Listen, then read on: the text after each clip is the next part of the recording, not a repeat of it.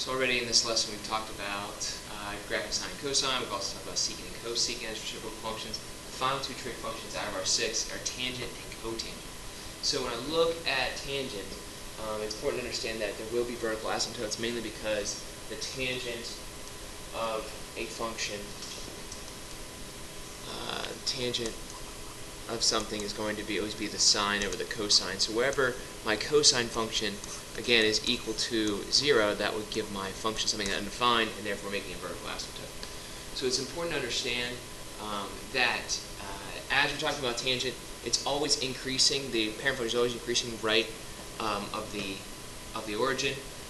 Again, that kind of looks like a T, so plus sign, positive, T, positive slope. Hopefully that kind of helps you remember going from low to high in the parent function. The phase shift is going to still be the bx minus c. However, wherever that value of x, which is going to be whatever c over b is, that's where my point of inflection is, or where I go from increasing like that. This would be my point of inflection that I'm looking for. So that point's going to shift. Vertical shift is still d. Units are period over 4, and here we change it from our period of our parent function to pi rather than 2 pi for the other 4 trig functions. Stretch is still a. We don't call that so much a amplitude anymore because the range of tangent and cotangent is negative infinity to infinity. So really we're just talking about how each of those branches or parts of my trig function is going to be stretched vertically. So here let's look at our first example. We have a tangent function.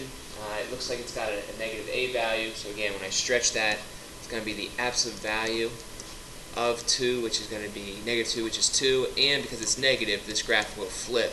So rather going from low to high on all my functions, now it's going to go from high to low. So I have to make sure I denote that in my picture. The period, I'm going to take the period of the parent function divided by the value of b, which in this case is 3.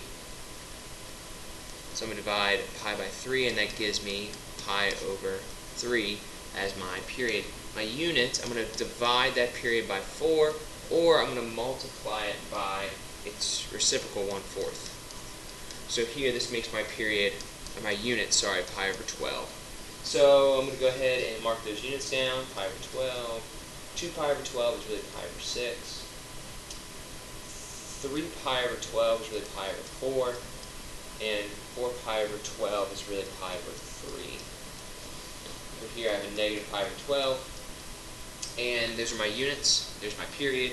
And I have my stretch and flip. Phase shift and vertical shift. Let's look at those next. Phase shift is always about what's inside my angle measure of my trig function. So 3x equal to 0. Well, x is equal to 0 when I solve that linear equation, which means there is no phase shift for this specific function. The vertical shift does occur. And let's kind of just change this color quick. We do have a vertical shift of up 2. So I'm going to make sure that I shift that function up 2 spaces. Remember, the parent function of tangent would have started from low to high with a positive slope, and my point of inflection being at the origin. Now that we have a vertical shift of 2, I'm going to take that up 2, and there's no phase shift, so I'm not moving left or right. I'm going to stay right there. But also, I'm going to flip and stretch from that value of 0 to 2. So I'm going to flip it, so rather than going from low to high, I'm going to go from high to low, and I'm going to stretch it rather than up 1, left 1, I'm going to go up to left 1, and down to left 1 from that point of inflection. Once I have those first 3 points, that pattern continues throughout the entire graph. So I went high, point of inflection low, that gives me an asymptote here. The next value. Then I go from high, point of inflection low, and another vertical asymptote, and then also I have a point that is high there on my graph. On the other side of this graph, here's my point that's high, and then the vertical asymptote. And then I'm going to start it from right to left, I'm going to start low, point of inflection high. Now that I have my points graph, my important points, or my points that I'll remember, now I'm going to go ahead and continue to draw my my curve. So here it's going to be a smooth looking curve. It's going to go through those 3 inflection points. And I want to make sure I try to make that as smooth as possible, not rigid, if possible. Oop, got a little wild there. So let's try to fix that a little bit. So a little more like this. Nice. There we go.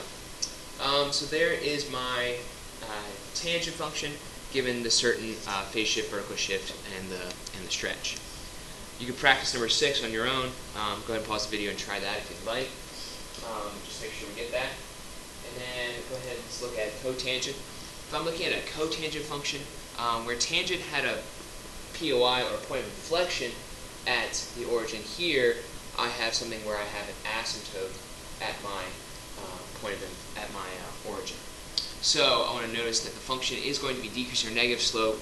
Maybe you can remember that O kind of goes with 0, which means there's an asymptote at x equals 0. It's just one way that I've kind of remembered it over the years of graphing tangent and cotangent. Stretch, period, units, and vertical shift are all the same. We just have to be careful of our phase shift where bx minus c is equal to 0. That's where my first asymptote is. So let's go ahead and look at my first function here. Negative 2 cotangent 1/2 x plus 2. So again, when I'm looking at this function, I'm going to first look at my a value, which is negative 2, and I take the absolute value of that. I get positive 2. And because it's negative, I will flip this function over the x-axis when a is negative. Period is pi over whatever the value be. Here I'm doing pi over 1/2, which is really like multiplying the reciprocal, so the period is going to be 2 pi. The units, however, I'm going to take that period, 2 pi, and I'm going to divide by 4, and that's going to give me pi over 2. So every unit on my x-axis is going to be pi over 2. Pi over 2, 2 pi over 2, which is pi, 3 pi over 2, and then 2 pi. On the left-hand side, I have a negative pi over 2. Alright, phase shift. Again, looking at my angle here, 1/2 x. Well, when I set 1/2 x equal to 0, I just get x equals 0, so there's no phase shift for this function either. However, it does tell me that at x equals 0, there is a vertical asymptote of my cotangent function. So I'm going to have to remember that as I'm going through here. At x equals 0, I can go ahead and just plot that vertical asymptote because that's where that's going to be located. The vertical shift is just going to move it up or down, but not really change the asymptote. So when I look at these points here with my positive 2, that tells me I'm going to go up 2 for my point of inflection at high and low points. So I'm looking at cotangent here. This is my vertical asymptote. The function usually goes right from high to low. It's decreasing. However, since we flipped it, then we're going to go from low to high on each of my branches. So I am going to go low from high. So from this asymptote, I am going to start low and then go medium and high. However, I do have a point of inflection that would have been at pi. However, we have a vertical shift to 2, so I'm going to move him up 2 spaces. And then I do have a stretch of 2, so I'm going to make sure that I go down 1, 2, and left 1, and up 2, right? Looking at those points now, this pattern will continue throughout the entire graph. So my vertical asymptote will appear here. Then I'll go low, middle, high, point of inflection. And then over here I have, again, from left to right, low, medium, high, but now I'm going to switch that and go high as I go to the left. Point of inflection, low. Point of inflection just means the concavity is going to change around that point, so here I'm concave up, and then after I cross that point, I'm going to be concave down. Same thing here, concave up, concave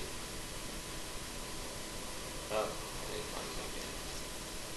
Around that point. Concave up.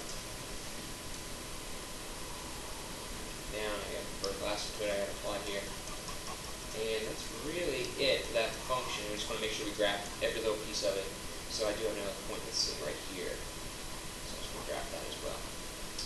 So this is my cotangent function. I've used my vertical shift and phase shift to find the asymptote. and then I graphed it from there. There is another practice here.